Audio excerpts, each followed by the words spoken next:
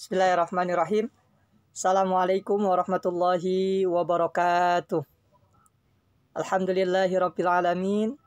Wabihi nasta'in ala umuri dunya waddin. Salatu wassalamu ala asrafil anbiya wal mursalin.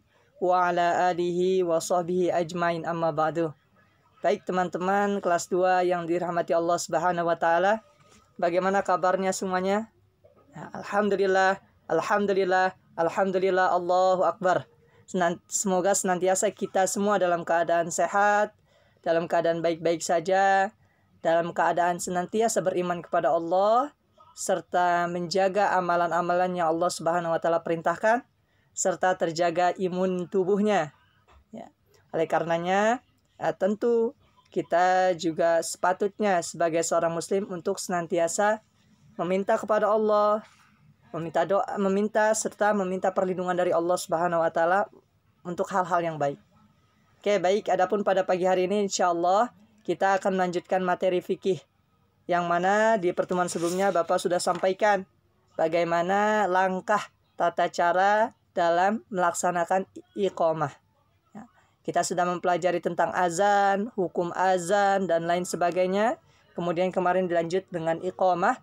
Dan insyaallah hari ini Bapak akan menyampaikan seputar hikmah serta awal mula mengapa azan ucapannya seperti itu. Oleh karenanya, silakan teman-teman untuk dibuka buku paketnya, dipersiapkan, kemudian dibuka sesuai dengan yang sedang Bapak sampaikan materinya. Oke, maaf, ada kendala tadi. Ya, jadi teman-teman silakan dibuka buku paketnya, kemudian sesuai dengan apa yang Bapak sedang sampaikan halamannya. Mari kita buka pembelajaran kita pada pagi hari ini dengan bersama-sama membaca ayat Bismillahirrahmanirrahim. Bismillahirrahmanirrahim. Kemudian silakan dibuka bukunya di halaman ke-12. Ke-12. Oke. Ya, hikmah azan dan iqamah. Tentu kita sebagai seorang muslim sudah sering mendengar lantunan azan di setiap waktu, terutama ketika memasuki waktu zuhur, waktu asar, waktu maghrib, isya maupun waktu subuh. Adapun tentu seseorang yang mengumandangkan azan dan mengumandangkan iqamah, tentu mereka memiliki keutamaan, ya, memiliki amalan-amalan yang baik dalam dirinya. Dan Islam juga salah satu amalan besar itu salah satunya dengan azan. Ya, jadi nanti teman-teman ketika sudah terbiasa untuk latihan azan di rumah, kemudian nanti insya Allah diberikan kepercayaan di musolah atau di masjid dekat rumah, maka dimanfaatkan dengan sebaiknya. Ya, karena banyak keutamaan yang akan kita raih. Ya, banyak pahala yang akan kita raih bagi seseorang yang mengumandangkan azan, terutama bagi yang cowok-cowok. Ya, demikian. Oke, baik. Adapun di sini Bapak akan menyampaikan sedikit kisah. Bagaimana ini kisah awal mula lantunan azan, ya, yang sampai saat ini kita gunakan oleh orang-orang muslim. Jadi dari Abdullah bin Zaid, yang mana Abdullah bin Zaid ini merupakan sahabat Rasulullah SAW. Allahumma sholli wa sallim wa barik alaihi. Yang mana pada saat itu Rasulullah SAW memerintahkan, ya, untuk membunyikan lonceng. Ya, lonceng. Untuk apa, Pak? Membunyikan lonceng ini untuk memanggil kaum muslimin agar berkumpul, agar melaksanakan sholat berjamaah. Ya, jadi untuk memanggil kaum muslimin untuk melaksanakan sholat. Ya, namun Abdullah bin Zaid ini, ya, beliau saat bermimpi, beliau didatangi oleh seseorang yang mengelilingi beliau sambil membawa lonceng, ya, di tangannya. Kemudian Abdullah bin Zaid ini menyampaikan kepada orang yang ada di dalam mimpi itu, ya, wahai hamba Allah, apakah kamu menjual lonceng ini kepadaku? Kemudian orang yang di dalam mimpi Abdullah bin Zaid mengatakan, apakah engkau membutuhkan lonceng ini? Ya. Kemudian Abdullah bin Zaid, ya, ilustrasinya Abdullah bin Zaid ini yang tidur, sedangkan orang yang membawa lonceng ini yang ada di dalam mimpi. Ya, kemudian Abdullah bin Zaid menyampaikan lagi, ya, aku membutuhkan itu.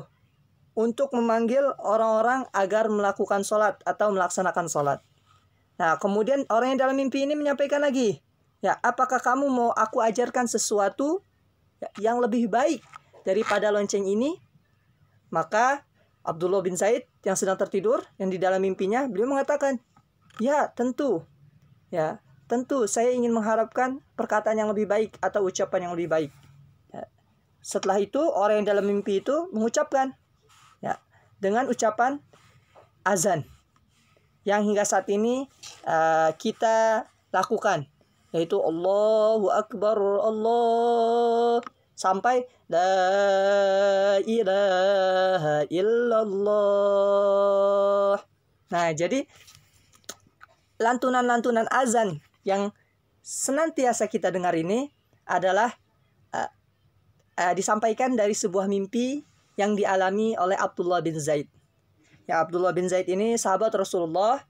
Ya, beliau bermimpi ditemui oleh seseorang dan seseorang itu mengumandangkan azan ini. Ya, jadi diajarkan Abdullah bin Zaid saat tidur. Dan kemudian Abdullah bin Zaid menyampaikan kepada Rasulullah. Ya, jadi setelah Abdullah bin Zaid mendengar azan dari orang yang di dalam mimpinya, kemudian Abdullah bin Zaid juga mendengar, ya, ketika orang-orang akan melaksanakan sholat di dalam mimpinya itu, ya, Abdullah bin Zaid mendengar bacaan iqamah, Allahu Akbar, asyhadu an la ilaha illallah, ya, sampai qad qamatis shalah, Allahu Akbar, la ilaha illallah. Jadi bacaan azan dan bacaan iqamah ini, ya, merupakan bacaan yang diterima oleh Abdullah bin Zaid di dalam mimpinya. Ya, kemudian Abdullah bin Zaid setelah bermimpi, setelah bangun dari tidurnya, Abdullah bin Zaid langsung menceritakan kepada Rasulullah SAW terhadap mimpinya itu. Jadi Abdullah bin Zaid segera bertemu kepada Rasulullah dan menyampaikan kepada Rasulullah bahwasanya ia bermimpi, ya, bahwasanya untuk memanggil umat muslim itu dengan lantunan azan yang tadi. Dan untuk melaksanakan sholat atau mendirikan sholatnya, yaitu dengan mengucapkan iqamah yang tadi. Ya. Kemudian Rasulullah berkata, ya, mimpi itu merupakan suatu kebenaran atas kehendak Allah Subhanahu wa Ta'ala. Jadi Allah Subhanahu wa Ta'ala sedang menyampaikan, ya, kebenarannya melalui mimpi Abdullah bin Zaid. Nah, kemudian Rasulullah memerintahkan kepada Abdullah bin Zaid agar mengajarkan kepada Bilal. Ya, jadi ada Bilal. Bilal ini suaranya bagus, suaranya indah, sehingga Abdullah bin Zaid ini diperintahkan oleh Rasulullah agar mengajarkannya. Jadi Bilal ini diajarkan azan yang tadi, diajarkan iqamah yang tadi. Kemudian akhirnya Bilal mengumandangkannya dengan suaranya yang luar biasa, dengan suaranya yang bagus setelah diajarkan oleh Abdullah bin Zaid. Nah, di sini juga ada ketika Umar bin Khattab, beliau mendengar azan yang disampaikan atau yang dikumandangkan oleh Bilal bin Rabah, ya, ternyata beliau juga bermimpi dengan mimpi yang sama. Ya, maka alhamdulillah ternyata mimpi, ya, dalam mengumandangkan azan ini tidak hanya dialami oleh Abdullah bin Zaid langkah-langkahnya, namun juga dialami oleh Umar bin Khattab. Ya, demikian. Nah, itu untuk sejarahnya atau latar belakang dikumandangkannya azan dan bacaan-bacaannya juga tersebut. Nah, adapun apa hikmah kita, ya, setelah kita mempelajari azan tadi, ya, hikmah itu pelajaran. Yang pertama, tentu azan itu sebagai panggilan umat Islam untuk segera menghadap kepada Allah. Teman-teman yang sedang sibuk, yang sedang bermain, orang tua kalian yang sedang bekerja, maka ketika panggilan azan, ya, untuk segera menghadap Allah Subhanahu wa Ta'ala. Insya Allah tidak terlalu lama, mungkin 5-10 menit. Ya. Dan ini merupakan sebuah panggilan bagi umat Islam. Jadi ketika mendengar azan, sudah sepatutnya kita hindari, jangan sampai kita, maksudnya hindari ini jangan sampai kita acuh, jangan sampai kita hanya sibuk aja dengan urusan dunia. Tapi kita upayakan untuk segera menghadap kepada Allah Subhanahu wa Ta'ala. Nah, adapun dengan azan ini tentu mendekatkan diri kepada Allah. Ketika kita melaksanakan sesuatu atau bekerja, melakukan sesuatu, ya, kemudian mendengar azan, kita segera untuk menghadap kepada Allah, maka di sini kita akan dekat kepada Allah, dekat kepada Sang Pencipta.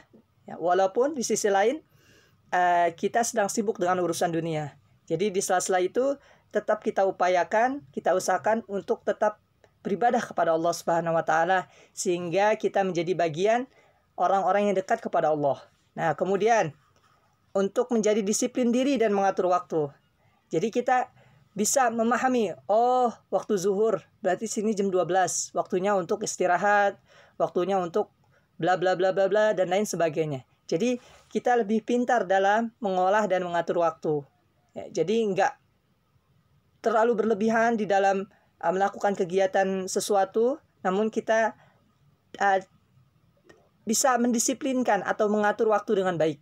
Ya, karena kita tahu waktu-waktunya, oh ini jam 12 azan zuhur, oh ini jam 3 lewat sedikit untuk waktu asar, oh ini jam 6 kurang untuk waktu maghrib dan lain sebagainya. Jadi sehingga kita mudah dalam mendisiplinkan atau mengatur waktu.